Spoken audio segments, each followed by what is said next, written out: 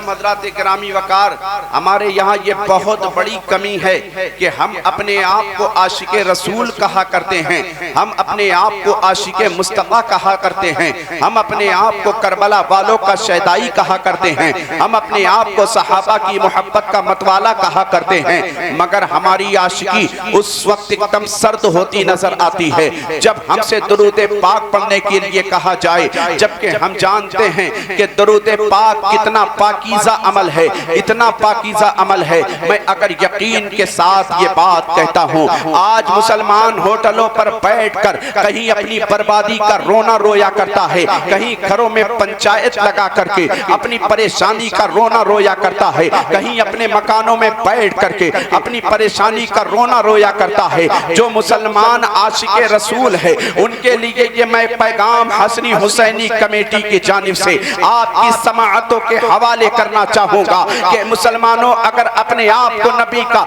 सच्चा आशिक कहा करते हो तो खुदा की कसम अगर तुम मदीने वाले आका पर सुबह शाम मोहब्बत से दुरूद पाक पढ़ने की अगर तुम आदत डाल लोगे तो अल्लाह तबारक व तआला हमारी कितनी परेशानियां ऐसे ही दूर कर देगा। हम अपने आप को आशिक़े मुस्तफ़ा कहा करते हैं, मगर हमारी जिंदगी का हाल ये है कि दुरूद पाक हमसे सालों साल गुजर जाया करता है, हम दुरूद पाक नहीं पढ़ा करते, सालों साल गुजर जाया करता है, कई महीना महीना गुजर जाया करता है, हम जुमा के अलावा नमाजें नहीं अदा करते हैं, हम अपने आप को आशिक़े रसूल कहा करते हैं, मगर कुरान की तिलावत हमसे नहीं होती है। हम अपने आप को आशिक़े रसूल कहा करते हैं, झूठ से हम नहीं बचा करते हैं, हम अपने आप को आशिक़े रसूल कहा करते हैं, हराम कमाई से हम नहीं बचा करते हैं, हम अपने आप को आशिक़े रसूल कहा करते हैं, खुराफात के अड्डे हमसे आबाद होते नजर आते हैं, हम अपने आप को आशिक़े रसूल कहा करते हैं। मुसलमानों याद रखो, खुदा की कसम अगर तुम सिद्क दिल से मदीने वाले आका पर मोहब्बत से दुरूद पाक पढ़ने की आदत डाल लो, अल्लाह तुम्हारी कितनी परेशानी को दुरूद पाक की बरकत से दूर फरमा दे। नारे तकबीर, नारे रिसालत, जश्न ईद मिलादुन नबी, उलमाए अहले सुन्नत जिंदाबाद जिंदाबाद। वाह वाह वाह। और ये बात मैं ऐसे कहकर नहीं बल्कि रिवायतों की रोशनी में आपको बताना चाहता हूँ कि अल्लाह के मुकद्दस नबी सल्लल्लाहु ताला अलैहि वसल्लम एक मर्तबा एक सफर में जा रहे थे, एक सफर में थे अल्लाह के मुकद्दस नबी सल्लल्लाहु ताला अलैहि वसल्लम एक जंग में शिरकत के लिए जा रहे थे। अल्लाह के मुकद्दस नबी के साथ तमाम तर सहाबा हैं, उनमें सैयदना अबू बकर सिद्दीक भी है, सैयदना उमर फारूक आज़म भी हैं, सैयदना मौला अली भी हैं, सैयदना उस्मान गनी भी हैं, सैयदना बिलाल हबशी भी हैं, सैयदना हुज़ैफ़ा रूमी भी हैं, सैयदना साद इब्न अबी वक्कास भी हैं, सैयदना अबू हुरैरा भी हैं। अल्लाह के मुक़द्दस नबी एक जंग में शिरकत करने के लिए जा रहे हैं।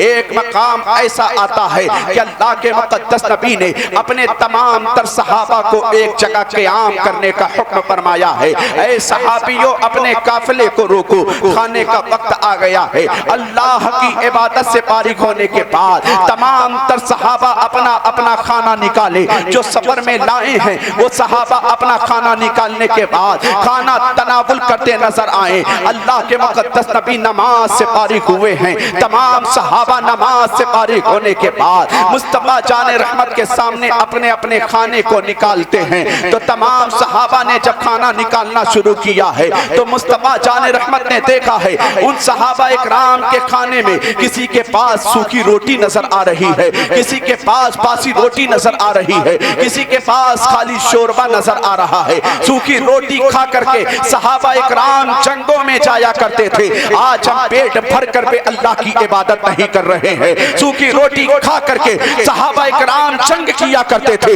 आज हम पेट भर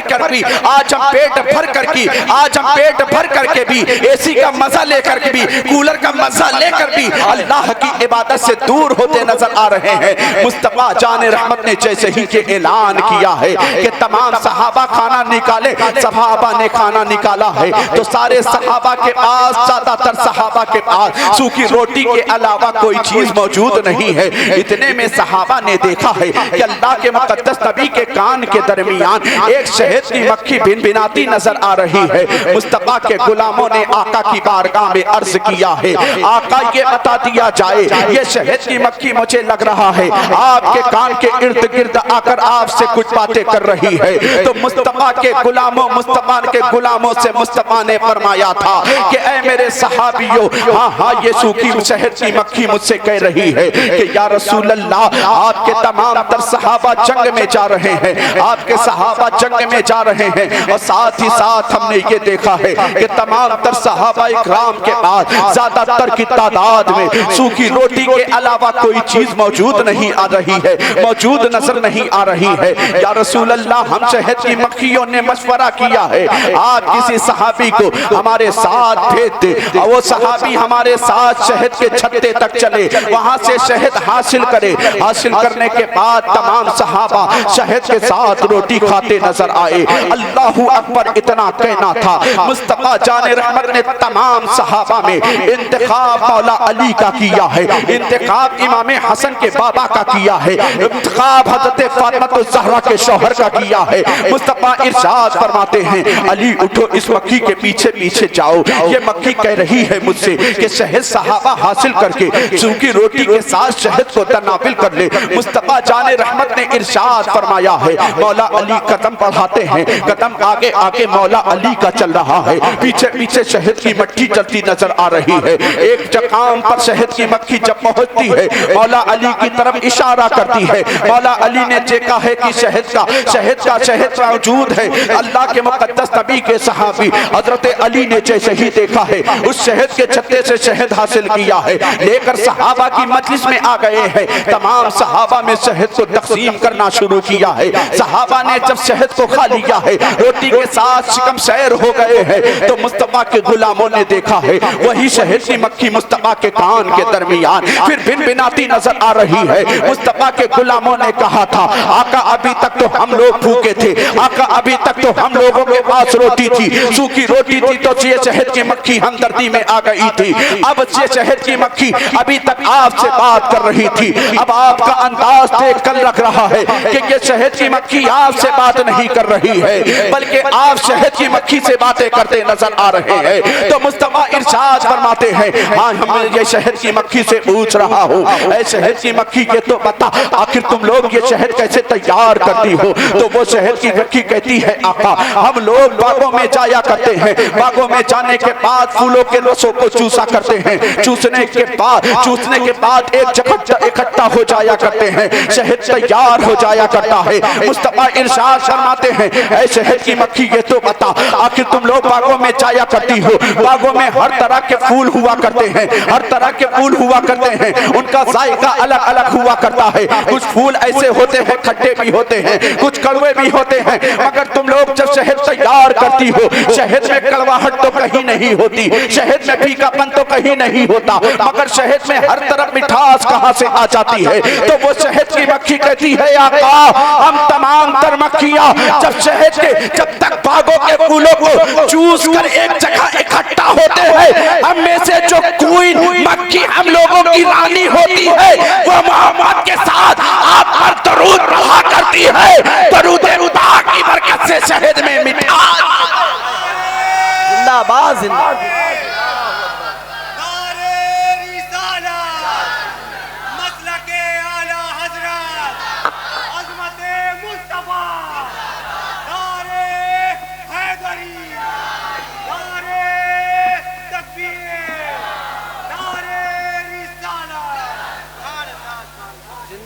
जिंदाबाद। शहद की मक्खी कहती है, आका हम में से जो तमाम तर मक्खियां हुआ करती हैं, जब फूलों के रसों को चूस लेते हैं, चूसने के बाद हम में से जो क्वीन मक्खी होती है, जो हम में से रानी मक्खी होती है, जो हम लोग में से सरदार मक्खी हुआ करती है, वो आप पर मोहब्बत के साथ दुरूद पढ़ा करती है, आप पर मोहब्बत के साथ दुरूद पढ़ा करती है। ये दुरूद मुस्तफा की बरकत है कि हमारे अंदर शहद में मिठास पैदा हो जाती है। ऐ मुसलमानों, मुसलमानों, जश्न ईद मिलादुन नबी में आने वालों, तमाम तर सुन्नी मुसलमानों, मैं तुम्हारे ज़हन फिक्र को अपनी तकरीर से करीब करना चाहूँगा कि अगर एक शहद की मक्खी अपने शहद में मिठास पैदा करने के लिए अगर नबी पर दुरूद पढ़े तो उसके अंदर शहद में, उस शहद में मिठास पैदा हो जाए। अगर हम भी अपनी जिंदगी को गुनाहों की कड़वाहट में भिगो चुके हैं, अगर हम भी अपनी जिंदगी को गुनाहों की कड़वाहट में डुबो चुके हैं, तो हमें भी चाहिए मुस्तफा पर दुरूद पढ़ना शुरू कर दे।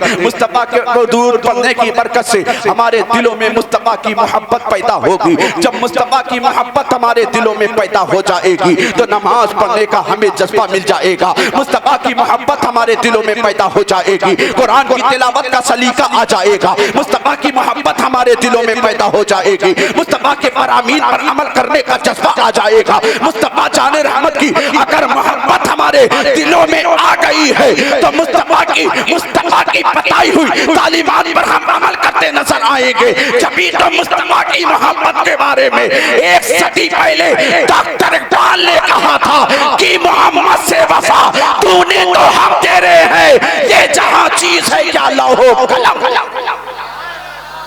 नारे तकबीर, नारे रिसालत, जश्न ईद मिलादुन नबी, उलमाए अहले सुन्नत, खलीफा ताजे मिल्लत। अल्लामा इकबाल ने एक सदी पहले कहा था कि मोहम्मद से वफा तूने तो हम तेरे हैं, ये जहां चीज है क्या लौहो कलम तेरे हैं। जरूरत इस बात की है कि आज अपने दिलों में इश्क़े मुस्तफ़ा पैदा किया जाए। इश्क़े मुस्तफ़ा हमारे दिलों में कैसे पैदा होगा? मुस्तफ़ा की तालीम पर अमल करने की बुनियाद पर। ये रबीउल अव्वल शरीफ का बाबरकत महीना जो हमारी निगाहों के सामने से गुजर रहा है, आप जानते हैं अल्लाह तबारक व तआला ने दुनिया में बेशुमार नबियों को भेजा है। अल्लाह तबारक व तआला ने दुनिया में बेशुमार इंसानों को भेजा है। अल्लाह तबारक व तआला ने दुनिया में बेशुमार शख्सियतों को भेजा है, मगर जितने कमाल के साथ, जितने शान के साथ अल्लाह ने अपने महबूब को दुनिया में मबूस फरमाया है, उतनी शान अल्लाह ने किसी को नहीं अता फरमाई। यूं तो अल्लाह ने दुनिया में कमो पेश 1,24,000 या 2,24,000 नबियों को दुनिया में मबूस फरमाया है। हर नबी कमाल वाले हैं, हर नबी जमाल वाले हैं, हर नबी हुस्न वाले हैं, हर नबी बुजुर्गी वाले हैं, हर नबी कमाल वाले हैं, हर नबी शान वाले हैं, हर नबी इज्जत वाले हैं। मगर आप किताबों का मुताला करो तो तुम्हें पता चलेगा जो शान अल्लाह ने अपने हबीब को अता फरमाई है, जो कमाल अल्लाह ने अपने हबीब को अता फरमाया है, उतनी कमाल का मालिक अल्लाह ने किसी को नहीं बनाया। हजरत आदम भी दुनिया में आए कमाल वाले बनकर, हजरत शीश भी दुनिया में आए इज्जत वाले बनकर, हजरत मूसा भी दुनिया में आए शान वाले बनकर। मगर मुस्तफा जाने रहमत को अल्लाह ने जितनी इज्जतों का, जितनी बुलंदियों का, जितनी सरफराजियों का, जितनी शान का मालिक बनाया है, किसी को नहीं बनाया है। जभी तो मेरे इमाम आला हजरत हम सुन्नियों की रहनुमाई करते हुए पुकार कर अर्ज करते हैं कि या रसूल अल्लाह, अल्लाह तबारक व तआला ने तमाम तर नबियों में जो अलग अलग खूबियां रखी है, वो तमाम तर खूबियां अल्लाह ने उठाकर तने तन्हा आपकी जात में रख दी है। या रसूल अल्लाह, आदम इज्जत वाले हैं, शीश इज्जत वाले हैं, जकरिया इज्जत वाले हैं, मूसा इज्जत वाले हैं, ईसा इज्जत वाले हैं, दाऊद इज्जत वाले हैं, इब्राहिम इज्जत वाले हैं, इस्माइल इज्जत वाले हैं। मगर तमाम तर इज्जतों में जो कमाल आपको हासिल है, किसी के साथ को हासिल नहीं है। जभी तो मेरा इमाम इस मकाम पर पहुंच कर कहता है सबसे औला वो आला हमारा नबी, सबसे आला वो आला हमारा नबी, अपने मौला का प्यारा हमारा नबी, दोनों आलम का दूल्हा हमारा नबी। क्या खबर कितने तारे खिले छिप गए पर न डूबे न डूबा। नारे तकबीर, नारे रिसालत, जश्न ईद मिलादुन नबी, फैज़ाने गौसे आज़म, फैज़ाने मुजाहिद मिल्लत, मसलके आला हजरत, उलमाए अहले सुन्नत। अल्लाह ने जो इज्जत अपने महबूब को अता फरमाई, जमाने में वैसी इज्जत किसी को नहीं मिली। जो कमाल, जो फजल अल्लाह तबारक व तआला ने अपने महबूब को अता फरमाया है, किसी नबी को नहीं अता फरमाया। आओ हदीस कुदसी उठा कर देखो। हदीस कुदसी उस हदीस पाक को कहते हैं अल्लाह तबारक व तआला की अपने महबूब सल्लल्लाहु तआला अलैहि वसल्लम से जो स्पेशल गुफ्तगू है उसे हदीस कुदसी कहा जाता है।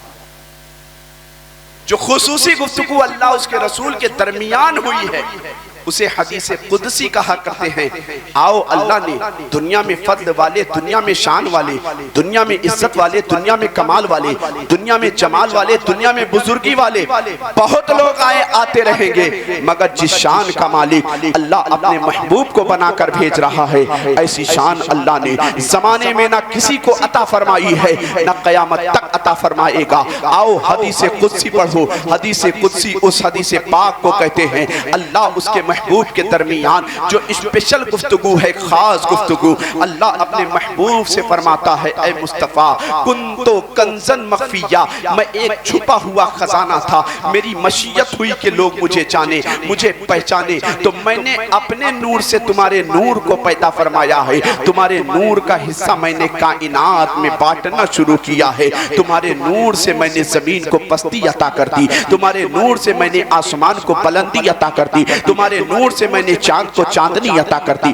तुम्हारे नूर से मैंने सितारों को जगमगाने का सलीका अता कर दिया, तुम्हारे नूर से मैंने जन्नत को सवार दिया, तुम्हारे नूर से मैंने लौह कलम को पैदा किया, तुम्हारे नूर से मैंने आदम की आदमियत अता की, तुम्हारे नूर के सदके में मैंने नूह को जमाल दिया, तुम्हारे नूर के सदके में ईसा को कमाल अता किया, तुम्हारे नूर के सदके में इब्राहिम को खुल्लत दी। ये बात कौन कह रहा है? ये रब अपने महबूब से स्पेशल तौर पर कह रहा है। कुरान में ये बातें आपको नहीं मिलेगी, हदीस कुदसी में आपको ये बात मिल जाएगी। हदीस कुदसी में अल्लाह महबूब से स्पेशल गुफ्तगू के तौर पर, खुसूसी गुफ्तगू के तौर पर फरमाता है मुस्तफ़ा मैंने तुम्हारे सदके में कायनात की तख्लीक फरमाई है। ऐ मुस्तफ़ा मैंने तुम्हारे नूर के सदके में 18,000 मखलूक को पैदा किया है। ऐ मुस्तफ़ा तुम ना होते जमीन ना होती, तुम ना होते आसमान ना होता, तुम ना होते चांद की चांदनी ना होती, तुम ना होते सूरज की रोशनी ना होती, तुम ना होते कहकशा का चमकना न होता, तुम ना होते आसमान की खूबसूरती न होती, तुम ना होते जन्नत के ये नजारे न होते, तुम ना होते लौह कलम न होते, तुम ना होते आदम न होते, तुम ना होते शीश न होते, तुम ना होते ज़करिया न होते, तुम ना होते मूसा न होते, तुम ना होते ईसा न होते।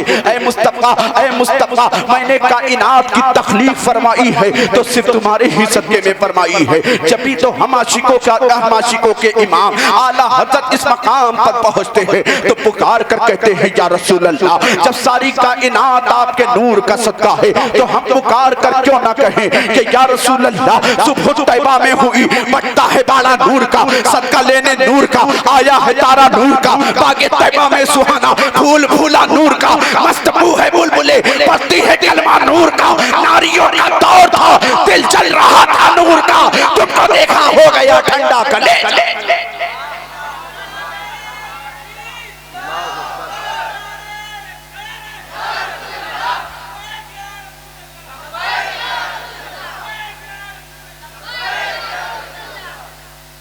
अल्लाह ने अपने महबूब को जितनी शान के साथ दुनिया में भेजा है, आज मेरी गुफ्तगू का मौजू यही रहेगा कि शान के साथ अल्लाह का हबीब दुनिया में तशरीफ ला रहा है। और सिर्फ यही नहीं कि अल्लाह तबारक व तआला ने अपने महबूब को इतनी शान का मालिक बनाने कर भेजा है, दुनिया में लाख लोग हुजूर की शान में गुस्ताखियां करते रहे, लाख हुजूर की सीरत तैयबा पर उंगलियां उठाते रहे, मगर हुजूर की अज़मतों पर कोई आज कयामत तक नहीं आने वाली जो जालिम अपनी कलम के जरिए, अपनी जबान के जरिए हुजूर की शान में गुस्ताखियां किया करते हैं। मैं उन्हें ज़हनो फिक्र देना चाहूंगा कि तुम तलब कर इस दुनिया में अपनी कई नस्लों को तबाह कर लो, मगर हुजूर की अज़मत पर कभी कोई अव्वल नहीं आने वाला, इसलिए नहीं आने वाला कि जिसकी ज़ात को खुदा ने बुलंद कर दिया है उसकी ज़ात को ज़माने में कोई गिरा नहीं। अल्लाह ने अपने महबूब को कितनी शान का मालिक बनाया। हदीस कुदसी में अल्लाह फरमाता है, महबूब तुम्हें पैदा करना ना होता, ये कायनात की तख्लीक में ना फरमाता, ऐ मुस्तफ़ा ये दुनिया की 18,000 मखलूकात तो नौपैद थी, इनका कोई वजूद ना था, मैंने 18,000 मखलूकात को वजूद बख्शा है, तुम्हारे सदके में बख्शा है, तुम्हारे सदके में मैंने पैदा किया है। तुम्हें ना बनाता मुस्तफ़ा, ये कायनात को ना बनाता, तुम्हारे लिए जमीन को बनाया, तुम्हारे लिए आसमान को बनाया, तुम्हारे लिए चांद को बनाया, तुम्हारे लिए सूरज को बनाया, तुम्हारे लिए दिन को बनाया, तुम्हारे लिए जन्नत को बनाया, तुम्हारे लिए आसमान को बनाया, तुम्हारे लिए आदम को बनाया है। जब इस मकाम पर हम सुन्नियों का इमाम आला हज़रत पहुंचते हैं तो पुकार कर कहते हैं, या रसूल अल्लाह, जब सारी कायनात आपके लिए बनी है तो हम क्यों ना कहें, जमीनो जमा तुम्हारे लिए, मकीनो मका तुम्हारे लिए, चुनीनो चुना तुम्हारे लिए, बने दो जहां तुम्हारे लिए, दहन में जबा तुम्हारे लिए, बदन में है जा तुम्हारे लिए, हम आए यहाँ तुम्हारे लिए, उठे भी वहां तुम्हारे। कि शान का मालिक अल्लाह बनाकर अपने महबूब को दुनिया में भेज रहा है। आपने हदीस कुदसी पढ़ी, अल्लाह तबारक व तआला की जो अल्लाह के मुकद्दस नबी से स्पेशल गुफ्तगू है, खुसूसी गुफ्तगू के वक्त तौर पर अल्लाह तबारक व तआला अपने महबूब से फरमाता है, मुस्तफ़ा ये दुनिया की 18,000 मखलूकात को मैंने तुम्हारे सदके में पैदा फरमाया है, जिनका कोई वजूद ना था, इनकी मेरी निगाह में कोई हैसियत नहीं है। आज हम नबी के आशिक बना करते हैं, मगर मेरे भाई आज हमें अपने किरदार की तरफ झांक कर देखने की कोशिश करनी होगी।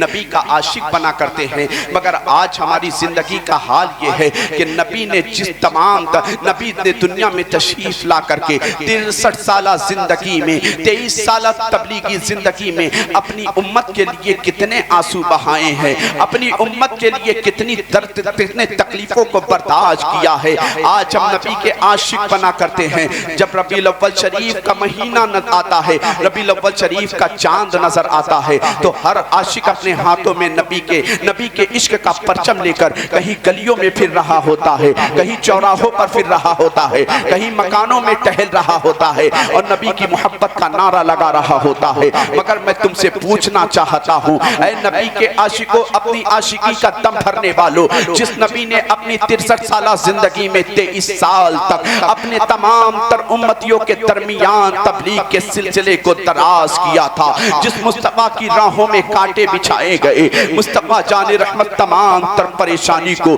कमरा पेशानी के साथ कबूल करते नजर आए, मुस्तफ़ा जाने रहमत ने तमाम तर तकलीफों को बर्दाश्त किया है।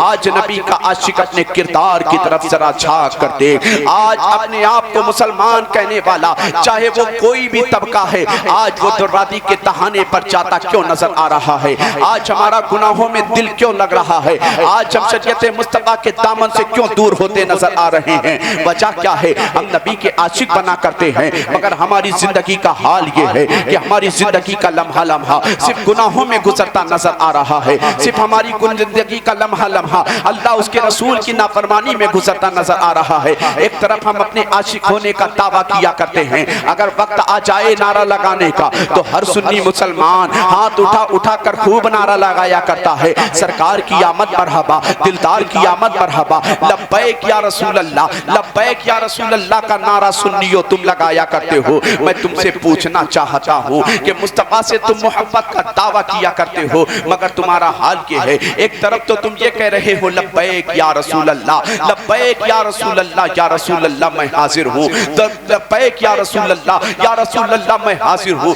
दूसरी तरफ नमाजों से दूर हो। किस बारगाह में तुम झूठ बोल रहे हो? मुस्तफ़ा की बारगाह में तुम झूठ बोल रहे हो, जिस बारगाह से खुदा ना छुपा, जिस बारगाह से खुदा ना छुप सका, उस बारगाह में तुम अपने गुनाह कर करके अपने वक्त को गुनाहों में कुर्बान कर करके ये कह रहे हो लब्बैक या रसूल अल्लाह। कल बरोज़े क़यामत तुम मुस्तफ़ा को क्या मुंह दिखाओगे? ऐ मुसलमानों, ये जिक्र मुस्तफ़ा का फैजान तुम्हें उस वक्त और ज्यादा मिलता नजर आएगा जब मुस्तफ़ा के जिक्र के साथ साथ मुस्तफ़ा की तालीमात पर तुम अमल अमल करते नजर आओगे। वो मुस्तफा दुनिया में जिसे अल्लाह तबारक व तआला ने बड़ी शान का मालिक बनाकर भेजा है, कैसी शान का मालिक बनाकर भेजा है। अल्लाह फरमाता है मुस्तफा तुम्हें दुनिया में ना भेजना होता तो मैं 18,000 मखलूक को पैदा ना करता। ये 18,000 मखलूकात तो तुम्हारे नूर का सदका है। ऐ मुस्तफा अगर तुम्हें दुनिया में ना भेजना होता तो मैं अपने जमाने के सामने मैं अपनी रुबूबियत का इजहार तक ना करता,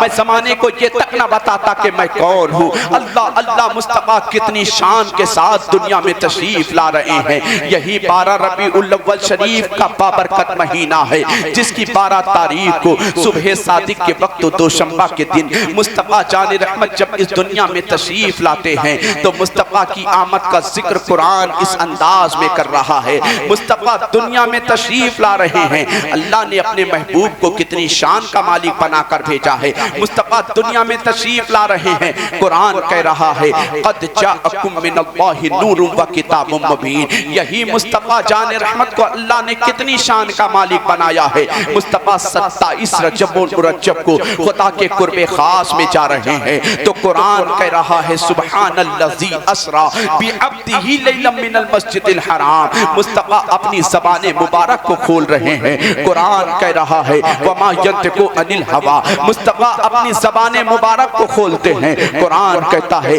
वमा यंतिकु अनिल हवा। मुस्तफा अपना किरदार ज़माने के सामने पेश करते हैं, कुरान कहता है इन्नका लअला खुलुकिन अज़ीम। मुस्तफा जान रहमत अपनी जुल्फों को बिखेरते हैं, कुरान कहीं वद्दुहा कह रहा है, कुरान कहीं वल्लैलि इज़ा सजा कह रहा है, कुरान कहीं यासीन कह रहा है, कुरान कहीं ताहा के लक़ब से मुलक़्क़ब फरमा रहा है। अल्लाह तबारक व तआला ने अपने महबूब को कितनी शान का मालिक बनाकर भेजा है। अल्लाह तबारक व तआला अपने महबूब के बारे में कहीं यासीन के लक़ब से मुलक़्क़ब फरमा रहा है, कहीं ताहा के अल्फाज में याद कर रहा है, कहीं क़द जाअकुम मिनल्लाहि नूर कह रहा है, कहीं सुब्हानल्लज़ी अस्रा कह रहा है, कहीं वमा यंतिकु अनिल हवा कह रहा है, कहीं वमा अरसलनाका इल्ला रहमतल लिल आलमीन कह रहा है, कहीं क़द जाअकुम मिनल्लाहि नूर कह रहा है।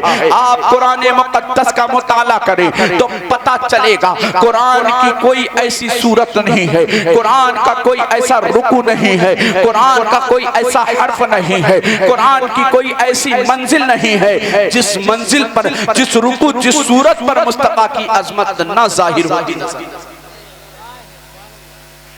कुरान की कोई ऐसी सूरत नहीं, हर जगह आप पढ़ें, हर जगह मुस्तफा की अजमत जाहिर होती नजर आएगी, हर जगह मुस्तफा की अजमत जाहिर होती नजर आएगी। कहीं मुस्तफा के आने को कुरान क़द जाअकुम मिनल्लाहि नूर के लक़ब से याद कर रहा है, कहीं मुस्तफा के जाने को सुब्हानल्लज़ी अस्रा के लक़ब से याद कर रहा है, कहीं मुस्तफा की ज़बान का जिक्र वमा यंतिकु अनिल हवा कहकर याद कर रहा है, कहीं मुस्तफा के जिक्र के बारे में अल्लाह फरमाता है वमा अरसलनाका इल्ला। मुस्तफा के जिक्र के बारे में फरमाता है वरफ़अना लका ज़िक्रक। मुस्तफा जान रहमत सल्लल्लाहु तआला अलैहि वसल्लम को अल्लाह तबारक व तआला ने कितनी शान का मालिक बनाकर भेजा है। आप देखें कि मुस्तफा की शान के साथ दुनिया में तशरीफ ला रहे हैं। अल्लाह के मुक़द्दस नबी सल्लल्लाहु तआला अलैहि वसल्लम मस्जिद नबवी शरीफ में तमाम तर सहाबा की अंजुमन लगी हुई है।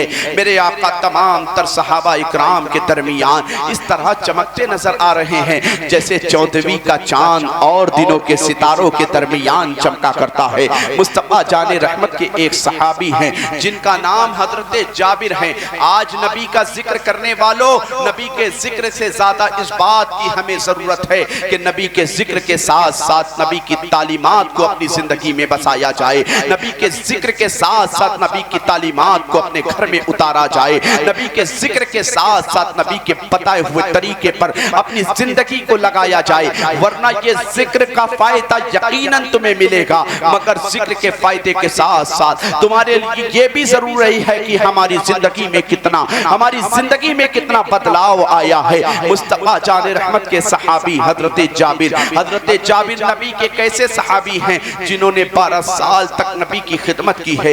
एक मर्तबा नबी की बारगाह में हजरत जाबिर हाजिर होते हैं, कहते हैं या रसूल अल्लाह ये बता दिया जाए कि अल्लाह तबारक व तआला ने कुरान में आपकी तारीफ इस अंदाज में की है, कहीं वद्दुहा कहा है, कहीं वल्लैलि इज़ा सजा कहा है, कहीं वमा यंतिकु अनिल हवा कहा है, कहीं वमा फरसलनाका इल्ला रहमतल लिल आलमीन कहा है, कहीं वरफाना लका जिक्र कहा है, कहीं यासीन कहा है, कहीं ताहा कहा है, कहीं मुज़म्मिल के लक़ब से याद कर रहा है। या रसूल अल्लाह, आज मस्जिद नबवी शरीफ में हम जब जब आपके पीछे नमाज अदा किया करते थे, हमारी जिंदगी का ये मामूल था कि हम अपनी जिंदगी में नबी की तालीमात, नबी के पीछे नमाज अदा करते थे, मगर साथ ही साथ हम जिंदगी में हमारी ये मामूल था कि हम नमाज असर हो या नमाज ज़ुहर, नमाज फजर हो या नमाज इशा, नमाज मगरिब हो या कोई भी वक्त की नमाज हो, नमाज पढ़ने के बाद हम सबसे पहले कुरान मुक़द्दस की तिलावत किया।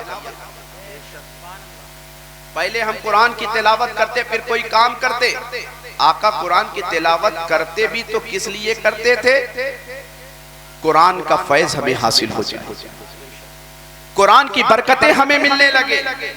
और साथ ही साथ इरादा ये हुआ करता था कि कुरान हम पढ़ेंगे तो कुरान के हर जुज से, हर आयत से आपकी तारीफ जाहिर होती नजर आई। हजरत जाबिर नबी की बारगाह में हाजिर होकर अर्ज कर रहे हैं, हजरत जाबिर नबी के कैसे सहाबी, आप इन्हें मुलाहिजा करें। हजरत जाबिर नबी के ऐसे सहाबी जिन्होंने 12 साल तक नबी की खिदमत की है, 12 साल तक नबी की गुलामी में रहे।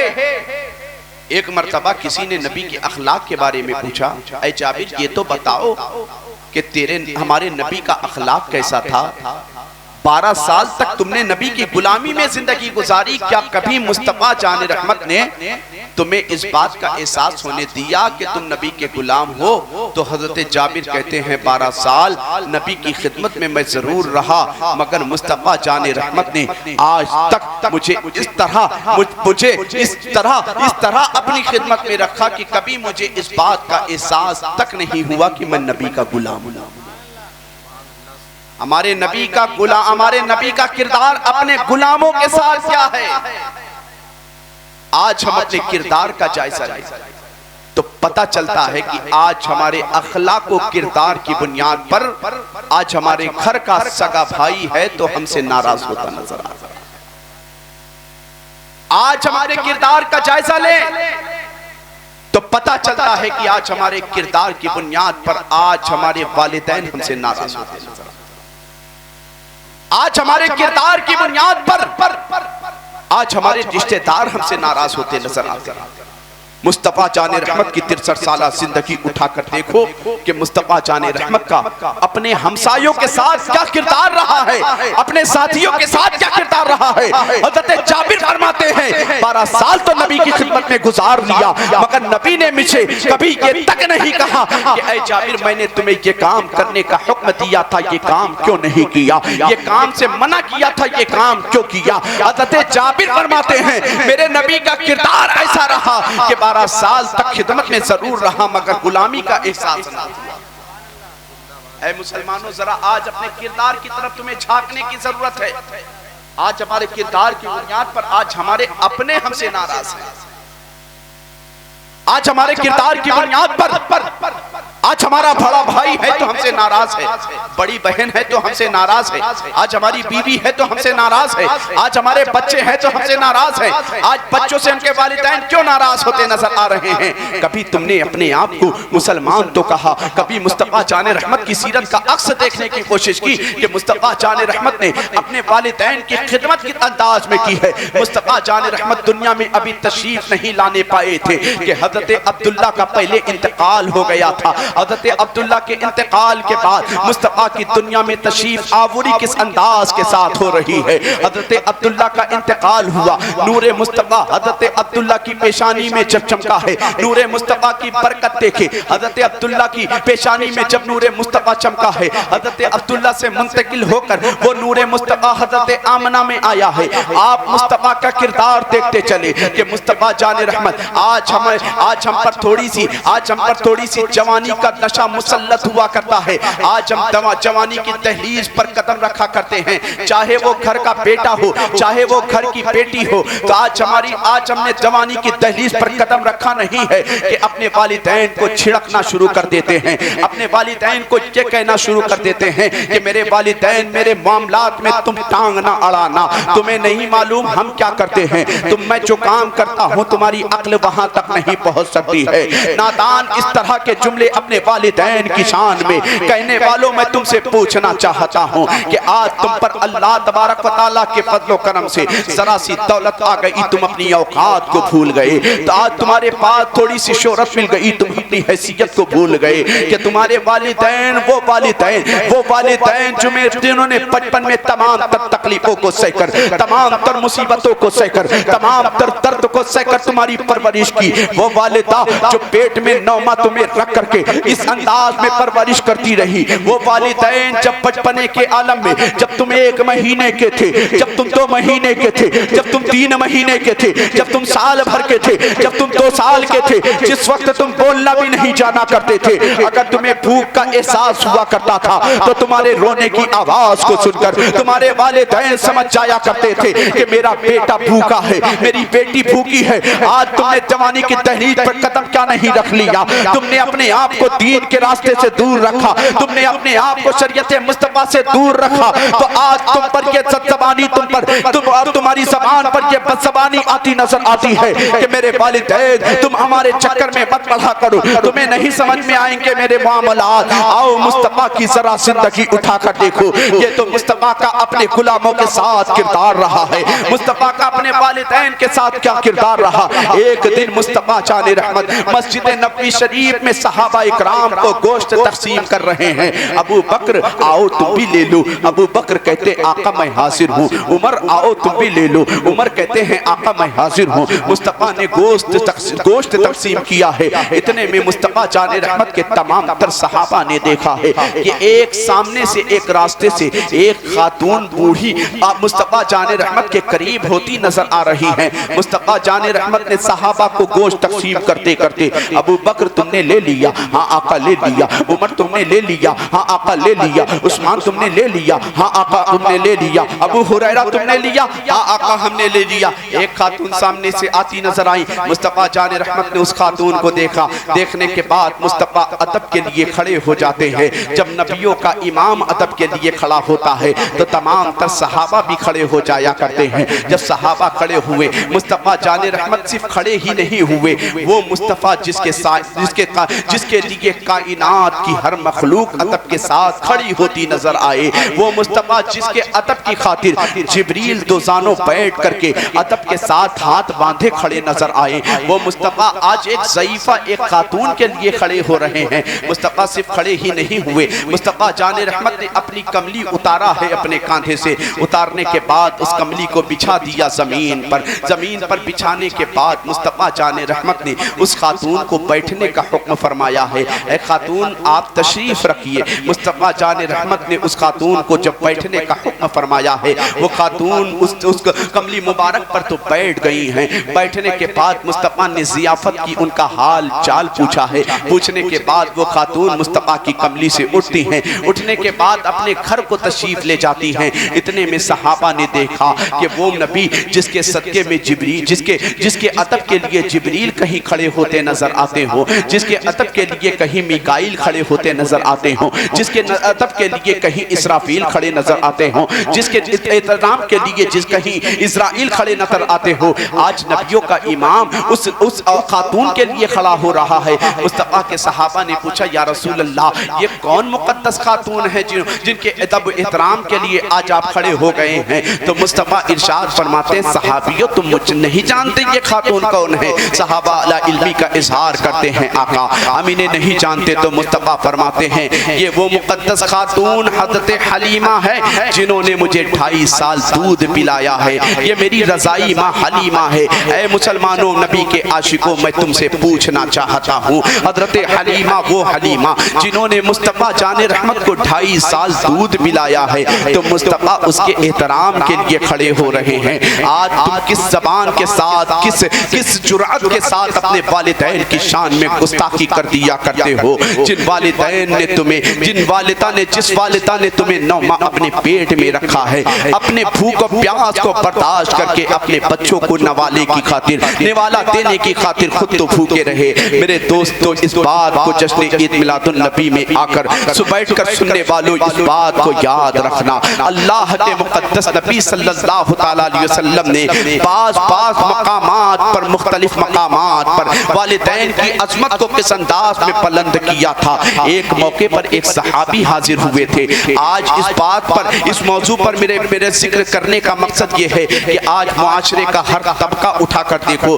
आज मोबाइल हाथ में होने की वजह से, आज हम पर दुनिया मुसल्लत होने की वजह से आज एक अक्सरियत है जो अपने वालिदैन की नाफरमान होती नजर आ रही है। कसूर सिर्फ वालिदैन, कसूर सिर्फ बच्चे का नहीं है कि बच्चे वालिदैन के नाफरमान होते नजर आ रहे हैं। कसूर सिर्फ बच्चियों का नहीं है कि बच्चियां वालिदैन की नाफरमान होकर आज इल्म दीन से दूर होने की बुनियाद पर आज गैरों के साथ राह फिरार इख्तियार कर रही हैं। मुसलमानों, इसमें वालिदैन का भी बहुत बड़ा कसूर है। हर उस बाप का, हर उस माँ का कसूर है जिसने अपनी निगाहों के सामने अपने बच्चों को आजादी के नाम पर बहुत आजादी का ढोंग रच करके उन्हें आजादी की इजाजत दी है। खुदा की कसम, आज मुआशरे का हर तबका उठाकर देखो तो पता चलता है कि आज हमारा मुआशरा, चाहे वो हमारे मर्द हजरात हो, चाहे वो हमारे बच्चे हो, चाहे वो हमारी बच्चियां हो, आज इल्म दीन से दूर होने की बुनियाद पर, आज बर्बादी के नहाने पर आज हमारा मुआशरा जाता नजर आ रहा है। मुस्तफ़ा जान रहमत ने अपनी वालिदा हजरत हलीमा सादिया के अदब के लिए खड़े हुए